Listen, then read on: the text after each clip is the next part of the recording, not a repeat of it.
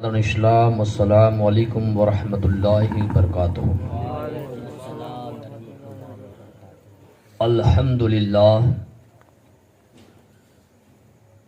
अल्हम्दुलिल्लाहि नहमदुहु व नस्तईनुहु व नस्तगफिरुहु व नुमिनु बिही व नतवक्कलु अलैहि व नऊज़ु बिल्लाहि मिन शुरूरि अनफुसिना व मिन सय्याति अअमालिना। मन यहदिहिल्लाहु फला मुदिल्ल लहु व मन युद्लिलहु फला हादिय लहु व नशहदु अन ला इलाहा इल्लल्लाहु वहदहु ला शरीका लहु व नशहदु अन्ना सय्यदीना व मौलाना मुहम्मदन अब्दहु व रसूलुहु। अम्मा बाद औजु बिल्लाहि मिनश शैतानिर रजीम बिफदलि बिस्मिल्लाहिर रहमानिर रहीम। फ़क़द क़ाल अल्लाहु तबारक व तआला फ़िल क़ुरआनिल मजीद वल फ़ुरक़ानिल हमीद। या अय्युहल्लज़ीना आमनु तक़ुल्लाह वब्तग़ू इलैहिल वसीला। सदक़ल्लाहु मौलाना अलीयुल अज़ीम व बल्लगना रसूलुहुन नबियुल करीम वला नहनु अला ज़ालिका लमिनश शाहिदीन वश्शाकिरीन वज़्ज़ाकिरीन वल्हम्दुलिल्लाहि रब्बिल आलमीन। मेरे दोस्तों और बुजुर्गों, नौजवान साथियों, ख़वातीन पर्दा नशीन इस्लामी मेरी माँ और बहनें,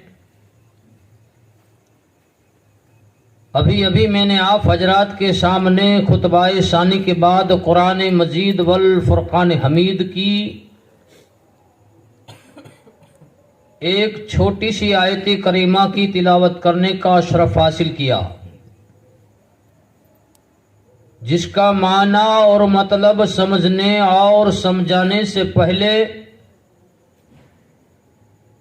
मैं ज़रूरी ही नहीं बल्कि मुनासिब लाजमी यही चाहता हूँ कि हम और आप मिलकर आकाए नामदार मदीने के ताजदार गुम्बदे खजरा के अंदर आराम फरमाने वाली आका, हम गरीबों के दाता, यतीमों के वाली, अबू जहल की बंद मुठियों के अंदर कंकरियों को कलमा पढ़ाने वाले आका, पत्थरों को तिराने वाले आका, दरख्तों को बुलाने वाले आका, उंगली के इशारे से चांद के दो टुकड़े कर देने वाले आका, बेबसों के बस बेकशों के कश जनाब अहमद मुस्तबा मोहम्मद मुस्तफ़ा सल्लल्लाहु तआला अलैहि वसल्लम की बारगाह बेकसपना में एक मर्तबा बावाज़े बुलंद दरूद शरीफ का हदिया निछावर कीजिए और पढ़िए। अल्लाहुम्मा सल्ली अला सय्यिदिना व नबियिना व शफीअना व हबीबना व मौलाना मुहम्मद व सहाबिही व बारिक वसल्लम। सलातुं व सलामुन अलैका या रसूलल्लाह सल्लल्लाहु तआला अलैहि व आलिहि वसल्लम। बिरादरान इस्लाम, अल्लाह तबारक व तआला अपनी पाक किताब के अंदर इरशाद फरमाता है, या अय्युहल्लज़ीना आमनु तक़ुल्लाह वब्तगू इलैहिल वसीला। ऐ ईमान वालो, अल्लाह से डरो। वब्तगू इलैहिल वसीला, कि वसीले को इख्तियार करो, क्योंकि बिना वसीले के हमें सहारा नहीं मिलेगा। वब्तगू इलैहिल वसीला, वसीले को इख्तियार करो। अल्लाह तबारक व ताला ईमान वालों को यह हुक्म दे रहा है। तो बिरादरान इस्लाम, गुज़िश्ता रात मैंने आप हजरात के सामने शहनशाह बगदाद पीराने पीर दस्तगीर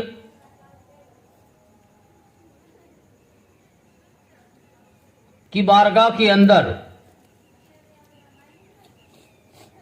जो 11वीं शरीफ का बयान था कि एक सौदागर हुजूर गौसुल आजम दस्तगीर की नियाज पकाकर लोगों को खिलाता है और उसी सौदागर की एक दिन इंतकाल हो जाता है तो शहनशाह बगदाद ने उस सौदागर को जिंदा फरमाया। ये बयान मैंने आपके सामने पेश किया था। तो शहनशाह बगदाद की एक करामत और आपके सामने पेश कर रहा हूं कि बसरा शहर के अंदर एक नसरानी खानदान के अंदर शादी थी और वो नसरानी खानदान की शादी बसरा के अंदर थी और उस बसरा की शादी जो थी उसकी बारात लेकर बगदाद के अंदर आना था। तो नसरानी खानदान के लोग जमा हुए और दूल्हे को तैयार किया और शहरे बसरा से बारात रवाना हुई बगदाद शरीफ की तरफ। तो पहले के जमाने के अंदर लोग पैदल चलकर जाया करते थे। तो बारात रवाना हुई बसरा से बगदाद की तरफ। बगदाद के अंदर जिस लड़की की शादी है वो भी नसारा खानदान से है, वो भी नसारी खानदान से है, नसारा खानदान की लड़की है, लेकिन दिल ही दिल के अंदर पीराने पीर दस्तगीर के ऊपर वो यकीन करती थी, भरोसा करती थी, क्योंकि वो चुपके चुपके शहनशाह बगदाद के ऊपर ईमान ला चुकी थी। तो नसारा खानदान की बारात जब बगदाद की तरफ रवाना हुई तो जहां पर शाम होती है वहीं पर शाम बिताई जाती है, रात बिताई जाती है। और उस बारात के अंदर एक पहरेदार था। वो पहरेदार रात के वक्त पहरा देता है क्योंकि चोर चकोरों का बहुत डर रहता था। तो बसरा की बारात जब बगदाद के करीब पहुंची तो शाम हो गई। तो बारातियों ने कहा कि भाई देखो बगदाद अब करीब है, हम इसी जगह पर शाम हो गई है तो रात बिताएंगे और सुबह में हम सफर करते फौरन बगदाद शरीफ के अंदर पहुंच जाएंगे। तो बगदाद के करीब वो बारात रुकी, पहरेदार पहरा दे रहा है, बाराती सो गए कि पहरेदार क्या देखता है कि अचानक चारों तरफ से डाकुओं ने आकर बारात वालों के ऊपर हमला कर दिया। पहरेदार ने सब लोगों को खबरदार किया, सब लोगों को जगाया, लेकिन इतने में डाकू का काफिला जो था, डाकू का जो लश्कर था, उस बारात के ऊपर आकर टूट पड़ा और जिसके पास जितना भी था सर्व सामान को लूटने लगे। किसी को लूट लिया, किसी को जख्मी किया और बारात लूटने के बाद वो जाते जाते डाकू का काफिला जो था वो दूल्हे की गर्दन को कत्ल करते गए, यानी कि दूल्हे की गर्दन को तन से जुदा कर दिया। तो बारात वाले हैरान व परेशान हो गए कि हम बसरा से आए हैं दूल्हे को लेकर, इसकी शादी करनी है, लेकिन डाकुओं ने हमला किया, हमारे सामान तमाम सरो सामान को लूट लिया और जाते जाते हमको दाग दे गए कि दूल्हे को कत्ल कर डाला। बारात निकली थी खुशी के मौके पर, लेकिन बगदाद के करीब पहुंचे तो गम ही गम हो गया। बारातियों के चेहरे के ऊपर गम छा गया कि अब क्या करेंगे, चलो हम शहर बसरा की तरफ वापस चले जाए। तो बारातियों ने कहा कि भाई देखो हम यहां से वापस चले जाएंगे तो बगदाद वाले लड़की वाले क्या कहेंगे कि बाराती वापस चले गए। तो लोगों ने कहा अब हम किस मुंह को लेकर जाएंगे, क्योंकि दूल्हे को कत्ल कर चुका है, दूल्हा कत्ल हो चुका है, और वहां पर जाएंगे तो लड़की वालों के दिल पर क्या गुजरेगी, और जिस लड़की की शादी इस दूल्हे से होने वाली थी उस दूल्हे के दुल्हन के ऊपर क्या गुजरेगी। लेकिन आखिरकार तमाम ने मशवरा किया कि हम बगदाद के करीब हैं तो शहर बगदाद के अंदर जाएंगे और लड़की वालों को ये खबर देंगे कि भाई हमारे दूल्हे को डाकुओं ने कत्ल कर दिया है। तो सुबह होते ही ये जो काफिला था, जो बारात बनाकर आया था, दूल्हे की लाश लेकर लड़की वालों के घर पहुंचे। लड़की के बाप को खबर पहुंचाई और सारा वाकयात बयान किया कि हम बगदाद के करीब थे, रात गुजारी, हमने रात बिताई, डाकुओं ने हमारे सारो सामान को लूट लिया और हमारे दूल्हे को कत्ल कर डाला है। तो दुल्हन के बाप का चेहरा रंजीदा हो गया, गमगीन हो गया, आंखों के अंदर आंसू आ गए। रोता हुआ अपनी बेटी की बारगाह में पहुंचा और बेटी को तसल्ली दे रहा है। बेटी ने जब बाप का चेहरा देखा तो पहचान गई कि अब्बा जान जरूर कोई बात है, बताओ क्या बात है। तो बाप ने बेटी के सामने सारा हाल बयान कर दिया। तो बेटी ने कहा अब्बा जान मेरी जिंदगी बनने से पहले उजड़ गई है, आप गम ना करो, मुझे किसी बात का गम नहीं है, लेकिन मेरी एक बात मान लो तो मैं आपको अर्ज करूं। तो उस नसारा कहता है बेटी क्या बात है, कौन सी बात कहना चाहती है, बता, मैं तेरी बात पर अमल करूंगा। तो नसरानी खानदान की और लड़की जो दुल्हन बनी हुई थी वो कहती है कि अब्बा जान मेरी एक बात है, आज मैं आपको बताती हूं कि हमारे शहर बगदाद के अंदर एक दुर्वेश रहते हैं जिनका नाम शेख अब्दुल कादिर जिलानी है। मैं उन पर ईमान ला चुकी हूं, इनके दीन है इस्लाम के अंदर शामिल हो चुकी हूं, लेकिन हमारी कौम की वजह से मैं जाहिर नहीं होती। इसलिए अब्बा जान आप मेरे पीर को शादी की दावत देकर चले आओ। तो इस लड़की का बाप बेटी से कहता है बेटी हम नसारी खानदान है, हम नसार है, क्या तुम्हारे पीर, क्या तुम्हारे वो दुर्वेश हमारे घर तशरीफ लाएंगे। लड़की ने कहा अब्बा जान मेरा ईमान है, मेरा भरोसा है, अकीदा है कि मेरे पीर ने मेरे इस्लाम को जरूर कबूल कर लिया होगा और मेरी शादी में वो तशरीफ जरूर लाएंगे। आप गम ना करो, मेरा दूल्हा जो कत्ल हो चुका है, मेरा ईमान और अकीदा है कि उसी दूल्हे के साथ मेरे पीर मेरी शादी करवाएंगे, उसी दूल्हे के साथ मेरे पीर मेरे दूल्हे के साथ मेरी शादी करवाएंगे। मेरे दूल्हे को एक अलग कोठड़ी के अंदर रख दिया जाए। दूल्हे की लाश को एक अलग कोठड़ी के अंदर रख दिया और ये लड़की का बाप शेख मोइनुद्दीन जिलानी गौसे पाक रदी अल्लाह तआला अन्हु की बारगाह में हाजिर हुआ। कहा कि हुजूर पिराने पीर दस्तगीर आज मेरी बेटी की शादी है, मेरे घर आप तशरीफ लाना, मैं आपको दावत देने के लिए आया हूं।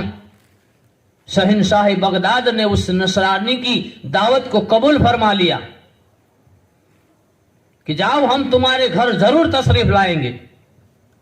शहंशाह बगदाद शेख मोइनुद्दीन अब्दुल कादिर जिलानी जब वक्त हुआ तो उस नसारी खानदान के घर पहुंचे।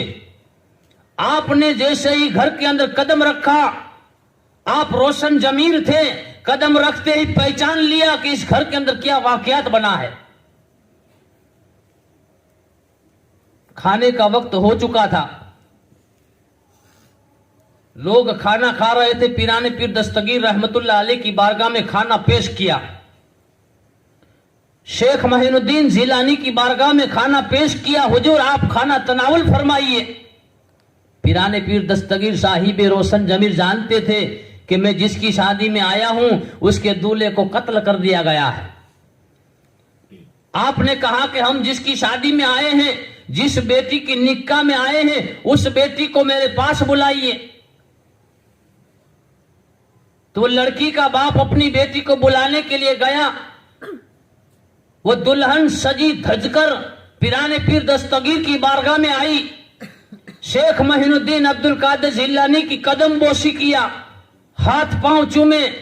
पिराने पीर दस्तगीर की जुबान से निकल गया, बेटी खुश रहो और तुम्हारा सुहाग सलामत रहे। जब सुहाग का नाम सुना तो लड़की की आंखों में आंसू आ गए। लड़की की आंखों में आंसू आ गए। ऐ पिराने पीर दस्तगीर, आपने मुझे दुआ दी कि खुश रहो, आबाद रहो और तुम्हारा सुहाग सदा सलामत रहे, लेकिन जिस सुहाग की तुम दुआ दे रहे हो ऐ शेख अब्दुल कादिर जिलानी, वो मेरा सुहाग बनने से पहले उजड़ गया है। वो मेरा सुहाग बनने से पहले उजड़ गया है। पिराने पीर दस्तगीर ने कहा, बेटी घबराओ नहीं, तुम्हारी उम्मीद थी, तुम्हारा यकीन था कि उसी दूल्हा के साथ मेरी शादी होगी। बेटा तुम्हारी उम्मीद जरूर पूरी होगी, बेटा तुम्हारी उम्मीद जरूर पूरी होगी। शेख मोइनुद्दीन जिलानी रहमतुल्लाह अलैह ने उस नसारी खानदान से कहा कि चलो मुझे उस दूल्हे के पास ले चलो।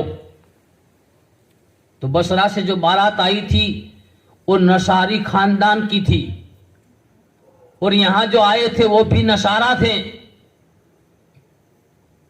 वो बेईमान थे, उनको यकीन नहीं था और पिराने पीर दस्तगीर की करामतों को वो नहीं मानते थे क्योंकि बेईमान थे। शेख मोइनुद्दीन अब्दुल कादिर जिलानी ने उस लड़की से कहा, बेटी चल मुझे तेरे सुहाग के पास ले चल, तेरा सुहाग कहां पर है। तो उस लड़की के माँ बाप और उस बाराती जिस कमरे के अंदर दूल्हे की लाश को रखा था, पिराने पीर साहिब रोशन जमीर को उस कमरे के अंदर ले गए। पिराने पीर दस्तगीर ने देखा कि दूल्हे की गर्दन को तन से जुदा कर दिया है और एक तरफ जिस्म पड़ा है, एक तरफ गर्दन पड़ी है। शेख मोइनुद्दीन अब्दुल कादिर जिलानी ने जिस्म के साथ गर्दन को मिलाया और सर पर हाथ फिराया, कुंबे इज़्निल्लाह, जिंदा हो जा अल्लाह के हुक्म से। जैसे ही हाथ फिराना था अल्लाह के हुक्म से जिंदा होने का हुक्म दिया। कसम परवरदिगार आलम की, वो मुर्दा तो था, फौरन कलमा पढ़कर खड़ा हो गया।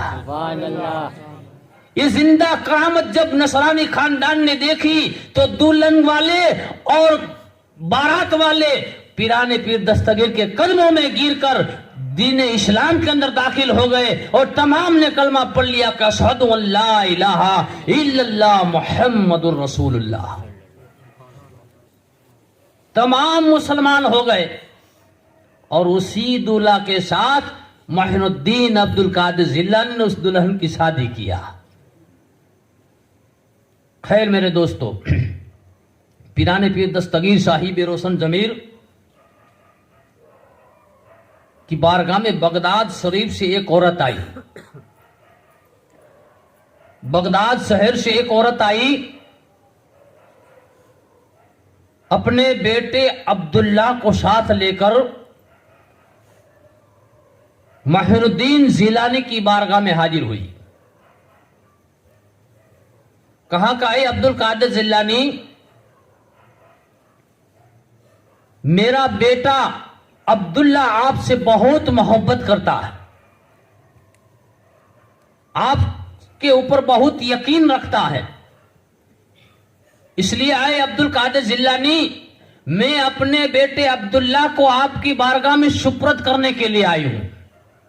आप मेरे बेटे को कबूल फरमाइए और आपकी बारगाह में रख लीजिए और आपके फैज से उसे माला माल कीजिए। तो अब्दुल कादिर जिलानी रहमतुल्लाह अलैह ने उस अब्दुल्ला की मां से कहा कि मुझे तेरा बेटा मंजूर है, जा तेरा बेटा मैंने कबूल किया। तो उसकी मां ने अब्दुल कादिर जिलानी की बारगाह में अपने बेटे अब्दुल्ला को सुपुर्द कर दिया। पिराने पीर दस्तगीर साहिब रोशन जमीर ने कहा, बेटा जाओ, तुम आज से मेरी बारगाह में आ रहोगे। और मेरे से आप फैज हासिल करोगे। अब्दुल्ला की मां पिराने पीर दस्तगीर की बारगाह में अब्दुल्ला को सुपुर्द करके रवाना हो गई। कुछ दिनों के बाद, कुछ महीनों के बाद मां को बेटे की याद आई कि मैंने अपने बेटे अब्दुल्ला को अब्दुल कादिर जिलानी की बारगाह में सुपुर्द किया है, तो मेरा बेटा मुझे बहुत याद आ रहा है। तो मां का दिल था, बेटे की याद आई तो मचल उठा कि कितने दिनों से, कितने महीनों से मैंने मेरे अब्दुल्ला को देखा नहीं। मेरा अब्दुल्ला खा पी कर तंदुरुस्त हो चुका होगा और शहनशाह बगदाद की बारगाह से फैज हासिल करते हुए मेरा बेटा अपनी जिंदगी को बसर करता होगा।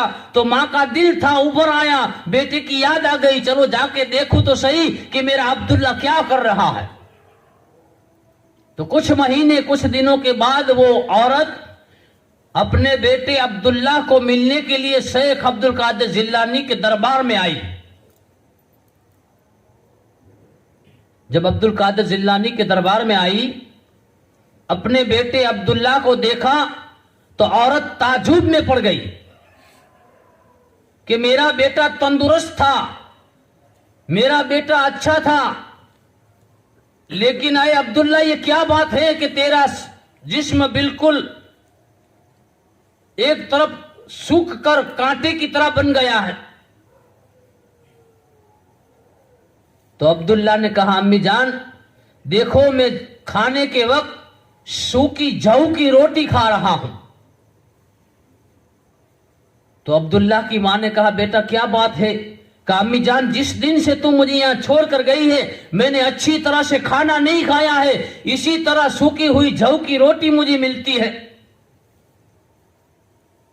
औरत का दिल गमगीन हो गया कि अभी पिराने पीर दस्तगीर की बारगाह में जाऊंगी और कहूंगी कि अब्दुल कादिर जिलानी, मैंने अपने बेटे को तुम्हारी बारगाह में सुपुर्द किया था, इसलिए नहीं कि उसे सूखी जौ की रोटी दी जाए, इसलिए फैज को हासिल करने के लिए मैंने आपकी बारगाह में मेरे लगते जिगर को रखा था।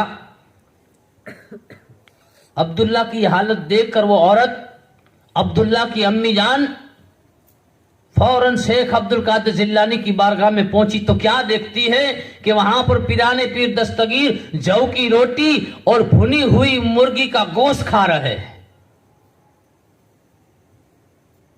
जौ की रोटी और भुनी हुई मुर्गी का गोश्त खा रहे हैं। एक तरफ प्लेट में मुर्गी की हड्डियां रखी गई हैं, एक तरफ आप जौ की रोटी खा रहे हैं, भुनी हुई मुर्गी का गोश्त खा रहे हैं। अब्दुल्ला की मां ये देख रही है कि मेरा बेटा सूखी जौ की रोटी खा रहा है और यहां पर पिराने पीर दस्तगीर भुनी हुई मुर्गी का गोश्त खा रहे हैं। तो मां का दिल था, पिराने पीर दस्तगीर की बारगाह में बोल उठी, ऐ महीनुद्दीन जिलानी, आप भुनी हुई मुर्गी खा रहे हो और मेरा बेटा अब्दुल्ला सूखी जौ की रोटी खा रहा है।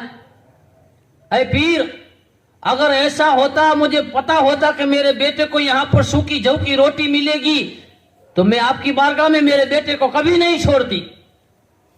पिराने पीर दस्तगीर ने कोई जवाब न दिया, बल्कि आपने जो मुर्गी की हड्डियां एक तरफ जमा किया था, उस हड्डियों की प्लेट को आपने आगे किया और हड्डियों को आपस में जोड़कर रखा और आपने हाथ घुमाया, कुंबे इस्निल्ला, जिंदा हो जा अल्लाह के हुक्म से। जैसे ही बोलना था, मुर्गी फड़फड़ाती हुई जिंदा हो गई। मुर्गी फड़फड़ाती हुई जिंदा हो गई और उड़ने लगी। शेख महीनुद्दीन अब्दुल कादिर जिलानी फरमाते हैं, अरे अब्दुल्ला की अम्मी, तेरा अब्दुल्ला अभी इस मुकाम पर नहीं पहुंचा है, जिस दिन इस मुकाम पर पहुंच जाएगा, तेरा अब्दुल्ला भी भुनी हुई मुर्गी खाएगा, तेरा अब्दुल्ला भी भुनी हुई मुर्गी खाएगा, लेकिन अभी तेरा अब्दुल्ला इस मुकाम के ऊपर नहीं पहुंचा है। औरत समझ गई कि पिराने पीर दस्तगीर, आपकी हर बात मुझे मंजूर है, कि आप मेरे बेटे को कौन सा फैज दे रहे हो, क्योंकि वो जान गई कि अब्दुल कादिर जिलानी का कहना यह है कि जब मैं हाथ घुमाता हूं और कुंबे इज़्निल्लाह कहकर मुर्दों को जिंदा करता हूं, जब तेरा बेटा इस मुकाम पर पहुंचेगा वो भी भुनी हुई मुर्गी खाएगा। तो शेख अब्दुल कादिर जिलानी ने ऐसी बेशुमार करामतों को जाहिर किया है। और आप ऐसा लिबास पहनते थे, ऐसा लिबास पहनते थे, ऐसा जब्बाए मुबारक पहनते थे कि आजकल का बादशाह भी इतनी कीमती लिबास नहीं पहन सकता है। ऐसा लिबास पहना करते थे, आपका ऐसा कुर्ता हुआ करता था कि आजकल की दौलतमंद कितना भी बड़ा दौलतमंद क्यों ना हो, लेकिन उनके एक जब्बे की खरीदी नहीं कर सकता है। इतना बड़ा लिबास कीमती आप पहना करते थे। एक दिन शहरे बगदाद के अंदर आप मस्जिद की तरफ जा रहे थे तो एक छोटे मोटे चोर की नजर आपके जब्बा मुबारक के ऊपर पड़ गई। चोर ने देखा कि सुभान अल्लाह, इतना कीमती जोड़ा कि उस जमाने के अंदर करोड़ों की दौलत का वो जब्बा मुबारक था।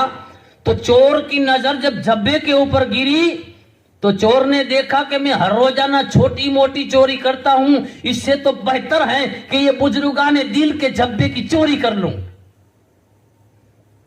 तो पिराने पीर दस्तगीर शेख सैयदना अब्दुल कादिर जिलानी रहमतुल्लाह अलैह मस्जिद की तरफ जा रहे थे।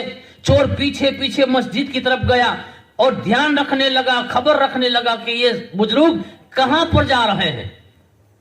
आप मस्जिद के अंदर गए, मस्जिद के अंदर आप नमाज से जब फारिग हुए तो अपने घर की तरफ, अपने खानकाह की तरफ रवाना हुए। चोर पीछे पीछे चला जा रहा है, चोर पीछे पीछे जा रहा है। और एक रिवायत में तो यह भी बताया गया है कि शेख अब्दुल कादिर जिलानी के जब्बे के पीछे पीछे वो जा रहा था। क्या अब्दुल कादिर जिलानी को पता नहीं था? सब कुछ पता था कि मेरे पीछे चोर आ रहा है, लेकिन आपका वो दरबार था कि मेरे दरबार में चाहे चोर भी आ जाए तो खाली हाथ ना जाना पाए। वो चोर पीछे पीछे गया कि आज इनके पीछे पीछे जाकर इनका मकान देख लूं, इनकी खानकाह देख लूं। जब रात का वक्त होगा तो इनके जब्बे की चोरी कर लूंगा, चुरा लूंगा, ताकि जिंदगी में एक ही मर्तबा, रोज चोरी करने से तो बेहतर है कि एक मर्तबा बड़ी चोरी की जाए। तो चोर आपके पीछे पीछे पीछे पीछे खानकाह तक पहुंचा। यहां कि आपने मकान के अंदर गए तो चोर पीछे पीछे मकान के अंदर घुस गया। चोर पीछे पीछे मकान के अंदर घुस गया। आपके जब्बे मुबारक को चुराने की नीयत से आया था, लेकिन जब रात का वक्त हुआ, चोर ने देखा कि रात हो गई है। शेख मोइनुद्दीन अब्दुल कादिर जिलानी हाजिर नहीं, घर के अंदर मौजूद है, लेकिन वो इबादत इलाही के अंदर मशगूल है। अब चोर ने देखा कि मौका बहुत बड़ा अच्छा है, जब्बा मुबारक चुरा कर भाग जाऊं। लेकिन जैसे ही जब्बे के चुराने की बात कही तो आंखों से अंधा हो गया। जब्बा चुराने का दिल के अंदर ख्याल आया तो आंखों से अंधा हो गया। घर के अंदर ठोकरें खाने लगा, घर के अंदर ठोकरें खाने लगा।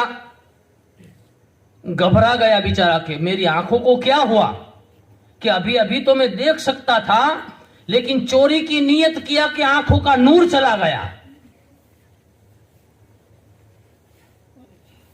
जब आंखों का नूर चला गया, बेचारा इधर से उधर, इधर से उधर घर के अंदर घूम रहा है और घर के एक कोने के अंदर जाकर बैठ गया। घबरा रहा है कि अब मेरा क्या होगा, क्योंकि आंखों से अंधा हो गया और अगर पिराने पीर दस्तगीर को पता चल गया तो मैं पकड़ा जाऊंगा। आधी रात गुजरी, आधी रात हो गई, रात का वक्त था कि आधी रात के वक्त हजरत खिजर अलैहिस्सलाम पिराने पीर दस्तगीर की बारगाह में हाजिर हुए। हजरत खिजर अलैहिस्सलाम पिराने पीर दस्तगीर की बारगाह में हाजिर हुए और सलाम अर्ज किया। सलाम अर्ज करने के बाद हजरत पिराने पीर दस्तगीर ने सलाम का जवाब दिया। सलाम का जवाब देने के बाद फरमाते हैं, खिजर क्या बात है, आपका क्यों आना हुआ? तो हजरत खिजर अलैहिस्सलाम कहते हैं, ऐ मोइनुद्दीन अब्दुल कादिर जिलानी, एक अब्दाल का हुक्म इलाही से इंतकाल हो चुका है। एक अब्दाल का हुक्म इलाही से इंतकाल हो चुका है, एक अब्दाल की जरूरत है, क्योंकि हर शहर के ऊपर अब्दाल होता है, हर शहर के ऊपर अब्दाल होता है, और अब्दाल की दुआ से शहर आबाद रहता है। हर शहर के ऊपर एक अब्दाल होता है और उसी अब्दाल की दुआ से शहर आबाद होता है। तो खिजर अलैहिस्सलाम कहते हैं, ऐ मोइनुद्दीन अब्दुल कादिर जिलानी, हुक्म इलाही से एक अब्दाल का आज इंतकाल हो गया है, एक अब्दाल की जरूरत है, एक अब्दाल की जरूरत है। पिराने पीर दस्तगीर साहिब रोशन जमीन ने कहा कि खिजर, सुबह होने दो, किसी अब्दाल को भेज देंगे, सुबह होने दो, किसी अब्दाल को भेज देंगे। तो खिजर अलैहिस्सलाम पिराने पीर दस्तगीर की बारगाह में अर्ज कर रहे हैं कि आए गौसुल आजम दस्तगीर, अगर खुदा ना ख्वास्ता सुबह होते, अगर उस शहर के ऊपर, जिस शहर का अब्दाल फौत हो चुका है, उस शहर के ऊपर अगर कोई मुसीबत आ गई तो उस शहर को बर्बाद कर दिया जाएगा। पिराने पीर दस्तगीर, कुछ भी करो, रात का वक्त है, मुझे इसी वक्त अब्दाल को लेकर जाना है। पिराने पीर दस्तगीर ने कहा, खिजर ऐसी बात है? कहा हाँ। तो शेख मोइनुद्दीन अब्दुल कादिर जिलानी के दिल के अंदर वो चोर का ख्याल आया। इसीलिए तो किसी शायर ने कहा है कि चोर को ऐसा जलवा दिखाया, चोर को ऐसा जलवा दिखाया, करके करम अब दाल बनाया, करके करम अब दाल बनाया। पिराने पीर दस्तगीर के दिल के अंदर ख्याल आया कि मेरे घर के अंदर एक छोटा मोटा चोर आया हुआ है, और इस नियत से कि पिराने पीर दस्तगीर की बारगाह से कोई चीज को चुरा ले जाऊं ताकि जिंदगी भर मुझे चोरी ना करनी पड़े, क्योंकि आप इतना कीमती लिबास पहना करते थे। तो आपके दिल के अंदर ख्याल आया कि बेचारा चोर मेरे घर के अंदर चोरी करने के लिए आया है, लेकिन जब चोरी की नीयत की तो आंखों से अंधा हो गया है और घर के एक कोने के अंदर बैठा हुआ है। कहीं ऐसा होगा कि सुबह हो गई तो बेचारा मायूस चला जाएगा। तो मेरा ये दरबार ऐसा है कि मेरे दरबार के अंदर अगर कोई चोर भी आ जाए तो मेरे दरबार से मायूस खाली हाथ ना जाने पाए। खिजर अलैहिस्सलाम से कहा कि ऐ खिजर, अगर रात के वक्त अब्दाल की जरूरत है? तो खिजर ने कहा हाँ, मुझे रातों रात अब्दाल चाहिए। पिराने पीर दस्तगीर ने फरमाया, मेरे घर के फला फला कोने के अंदर चले जाओ, वहां पर अब्दाल बैठा हुआ है। खिजर अलैहिस्सलाम ने जब सुना कि पिराने पीर दस्तगीर फरमाते हैं कि मेरे फला घर के कोने के अंदर चले जाओ, देखो आपको यह भी पता था कि मेरे घर के कौन से कोने के अंदर चोर बैठा हुआ है। आपने कहा कि मेरे फला कोने के अंदर चले जाओ, वहां पर अब्दाल बैठा हुआ है, उसको मेरी बारगाह में लाया जाए। तो खिजर अलैहिस्सलाम घर के उस कोने के अंदर गए तो चोर बेचारा जो आंखों से नाबीना हो गया था, आंखों का नूर चला गया था, घर के कोने में एक तरफ बैठा हुआ है, घबरा रहा है कि जल्दी से सुबह हो, आंखों में नूर आए तो यहां से भाग जाऊं। खिजर अलैहिस्सलाम ने उसके हाथ को पकड़ा कि चलो, तुमको पिराने पीर दस्तगीर बुला रहे।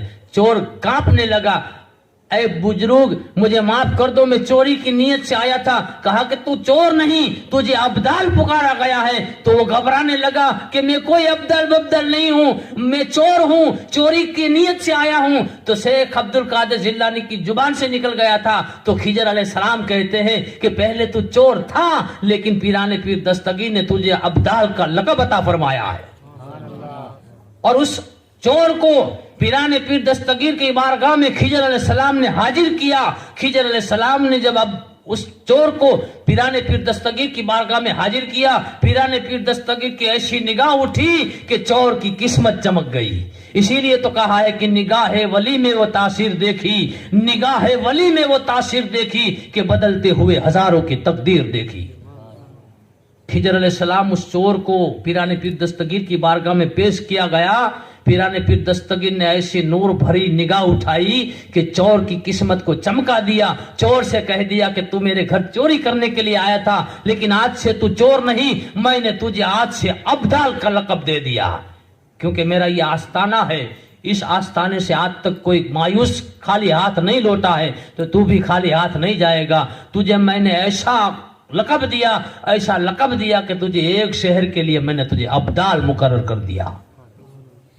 इसीलिए शायर ने कहा है कि चोर को ऐसा जलवा दिखाया कि करके करम अब्दाल बनाया। ये पीराने पीर दस्तगीर की बात है कि एक मर्तबा शेख महीनुद्दीन अब्दुल कादिर जिलानी रहमतुल्लाह अलैह बगदाद की मस्जिद के अंदर आप तकरीर फरमा रहे थे। बगदाद की मस्जिद के अंदर आप तकरीर फरमा रहे थे कि तकरीर करते करते अचानक आपका चेहरा सुर्ख हो गया। सामने तकरीर सुनने वाले लोग बैठे हुए, मुरीदों की तादाद बहुत ज्यादा है, देख रहे हैं कि हमारे पीर तकरीर फरमा रहे हैं, लेकिन अचानक आपके चेहरे के ऊपर सुर्ख यानी कि जलाल आ गया, आपका चेहरा सुर्ख हो गया। मुरीद देख रहे हैं, तकरीर सुनने वाले देख रहे हैं कि हमारे पीर को जलाल आया है। न जाने क्या हुआ, तकरीर करते करते जलाल आई कि जलाल के आलम में आकर आपने आपका हाथ आस्तीन के अंदर डाला। आपने आपका हाथ आस्तीन के अंदर डाला। तकरीर सुनने वाले देख रहे हैं कि शेख अब्दुल कादिर जिलानी को जलाल आया, तो जलाल के आलम में आपने आपका हाथ आस्तीन के अंदर डाला।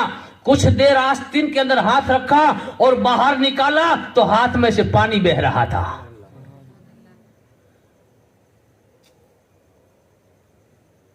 तकरीर सुनने वाले ताजुब में पड़ गए, लेकिन जलाल ही इतना था कि किसी के पूछने की ताकत ना हुई।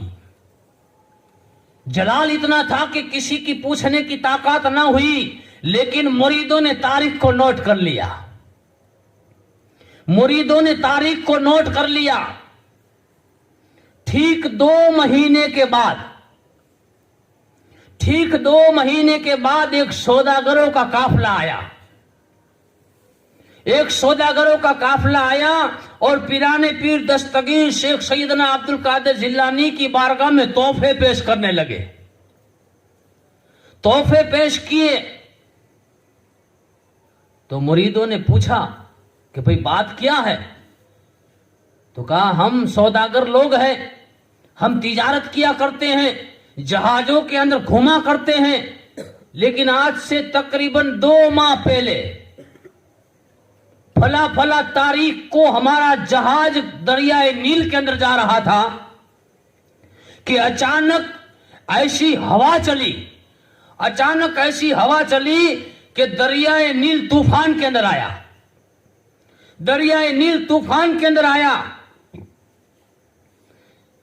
और हमारा जहाज दरिया के पानी के तूफान में फंस गया। हमारा जहाज पानी के अंदर फंस गया तो हम सौदागर अंदर थे, पीराने पीर दस्तगीर के चाहने वाले थे। हमने देखा कि हमारा जहाज तूफान के अंदर घेरा चुका है, अब हम गर्क हो जाएंगे, हमारा जहाज डूब जाएगा। तो हमारी जुबान से कलिमात निकल गए, अल मदद या गौसुल आजम दस्तगीर, अल मदद या गौसुल आजम दस्तगीर। मुरीदों ने पूछा कौन सी तारीख थी? कहा फला फला 2 महीने के पहले फला फला तारीख थी। मुरीदों ने देखा कि ठीक इसी तारीख को हमने पीराने पीर दस्तगीर को मस्जिद के अंदर देखा था कि आपने तकरीर करते करते आपका चेहरा सुर्ख हो गया, आपको जलाल आ गया, आपने आपका हाथ आस्तीन के अंदर डाला था, आस्तीन से बाहर निकाला तो पानी बह रहा था। तो सौदागरों ने कहा कि हमारा जहाज जब डूबने वाला था तो हमारी जुबान से निकल गया, अगिशनी अल मदद या गौसुल आजम दस्तगीर, अगिशनी अल मदद या गौसुल आजम दस्तगीर। जब हमारी जुबान से निकला, न जाने अचानक एक हाथ शरीफ आया, एक हाथ आया और हमारे जहाज को हाथों में उठाकर किनारे पर लगा दिया। मुरीदों ने कहा यही मंजर तो हमने यहाँ बैठे बैठे देखा हुआ है कि फला फला तारीख को 2 महीनों पहले हमारे पीर बगदाद की मस्जिद के अंदर तकरीर फरमा रहे थे कि आपने आस्तीन के अंदर हाथ डाला, आस्तीन से हाथ निकाला तो आपके हाथों से पानी बह रहा था। शेख महीनुद्दीन अब्दुल कादिर जिलानी ने फरमाया, ऐ मुरीदो, यह हाथ मैंने दरिया नील के अंदर पहुंचाया था। और आज भी पीराने पीर दस्तगीर फरमाते हैं कि मेरा चाहने वाला अगर मुझे पुकारे कि अगिशनी अल मदद या गौसुल आजम दस्तगीर, कसम है मुझे रब्बे कायनात की कि मेरा बंदा चाहे मशरिक में हो या मगरिब में हो, मुझे पुकारे मैं उसकी इमदाद फरमाऊंगा। और मैंने किताब के अंदर यह भी पढ़ा है कि किसी की अगर कोई हाजत हो या किसी को कोई चीज चाहिए, हाजत यानी किसी चीज की जरूरत हो या बीमारी है, बीमारी को दूर करना है, तो मैंने किताब के अंदर पढ़ा है कि पीराने पीर दस्तगीर ने फरमाया कि ऐ बंदे, अगर तुझे हाजत को रवा करना है, हाजत चाहिए, हाजत को तुझे पूरी करनी है, तो मेरे बगदाद शरीफ की तरफ 10 कदम चल और 2 रकात नमाज अदा कर, मैं तेरी हाजत को पूरी फरमाऊंगा। बगदाद की तरफ थोड़े कदम चल ले और 2 रकात नमाज अदा कर ले, कसम है मुझे मेरे मालिक को मुख्तार की, तेरी हाजत को जरूर पूरी करूंगा।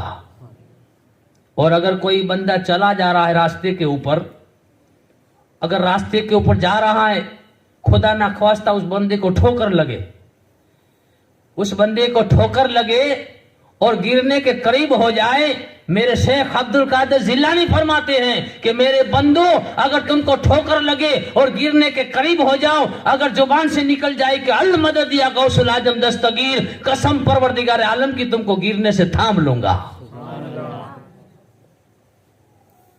मेरा चाहने वाला किसी भी जगह हो, मैं उसकी इमदाद जरूर फरमाऊंगा। तो मेरे दोस्तों, इसी बात पर मैं अपनी गुफ्तगू को खत्म कर रहा हूं। अल्लाह जल्ले जलालहू की बारगाह में, क्योंकि हमें ये 11वीं शरीफ का बयान 11वें चांद तक करना है। 11वीं शरीफ का जो बयान हमने रखा है, जिसने गौसुल आजम दस्तगीर 11वें चांद तक हमें करना है, तो हर रोज आना, थोड़ी थोड़ी तकरीर आपके सामने पेश करता रहूंगा, थोड़े थोड़े वाक़ियात आपके सामने पेश करता रहूंगा।